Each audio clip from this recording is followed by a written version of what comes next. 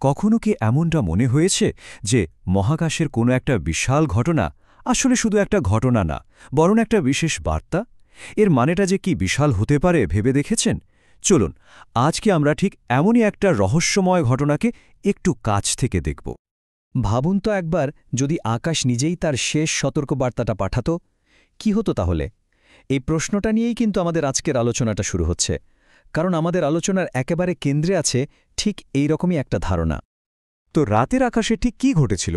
চলুন তাহলে দেখা যাক ঠিক কি ঘটেছিল সেই রাতে।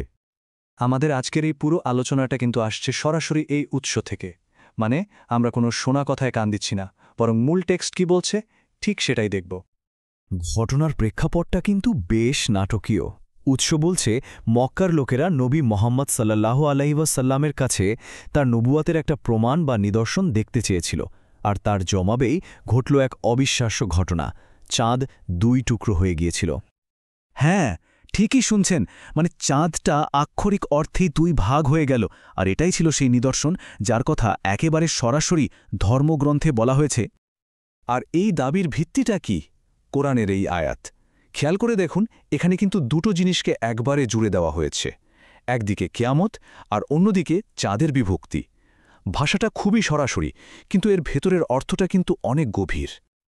আচ্ছা, ঠিক আছে, চাঁদ যে ভাগ হয়ে গিয়েছিল সেই ঘটনাটা তো আমরা জানলাম, কিন্তু প্রশ্ন হলো কেন? মানে আরও তো অনেক অলৌকিক ঘটনা ঘটেছে, তাই না? তাহলে সেগুলোর মধ্য থেকে বিশেষ করে এটাকেই কেন এতটা গুরুত্বপূর্ণ বলে মনে করা হয়? চলুন এই ব্যাপারটা একটু খতিয়ে দেখি। এর কারণ হলো এটাকে দেখা হয় চূড়ান্ত মুজিজা বা দি আল্টিমেট মিরাকল হিসেবে, আর এর পেছনে যে যুক্তিটা দেওয়া হয় সেটাও কিন্তু বেশ ইন্টারেস্টিং। আর এখানেই কিন্তু মূল পার্থক্যটা চলে আসে।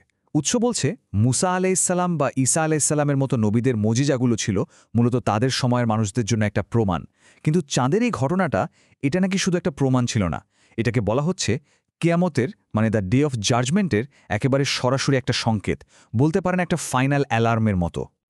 এই পুরো যুক্তির কেন্দ্রবিন্দুতে কিন্তু আছেন সর্বশেষ নবী। যেহেতু এই মুজিজাটা দেয়া হয়েছিল সর্বশেষ নবীকে, তাই ধর্মতাত্ত্বিক ব্যাখ্যাটা হলো, এর মানে হলো সময়ও একদম শেষের দিকে চলে এসেছে, মানে কেয়ামত এখন আগের যে কোনো সময়ের চেয়েও অনেক অনেক বেশি কাছে। কিন্তু ঠিক কতটা কাছে? এই কাছে ব্যাপারটা বোঝানোর জন্য উৎসে খুব সহজ কিন্তু অসম্ভব শক্তিশালী একটা উপমা ব্যবহার করা হয়েছে। এখানে নবী শাহের একটা কথা তুলে আনা হয়, যেখানে তিনি তার 2 আঙুল পাশাপাশি রেখে বলেন, আমি এবং সেই সময়, মানে কিয়ামত এই 2 আঙুলের মতো। এর চেয়ে সহজ আর স্পষ্ট উপমা আর কি হতে পারে বলুন তো? ঠিক এতটাই কাছে, যেন দুটোর মধ্যে আর কোনো ফারাকই বাকি নেই। কিন্তু প্রশ্ন হলো, এত বড় এত পরিষ্কার একটা নিদর্শন দেখার পরেও কি সবাই বিশ্বাস করেছিল?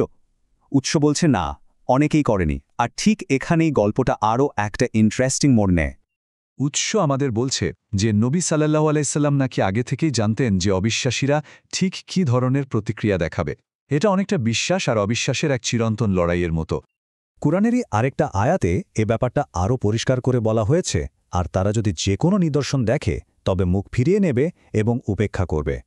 মানে এখানে বলা হচ্ছে যে আসল সমস্যাটা কিন্তু প্রমাণের অভাবে না, আসল সমস্যাটা হলো গ্রহণ করার মানসিকতায়।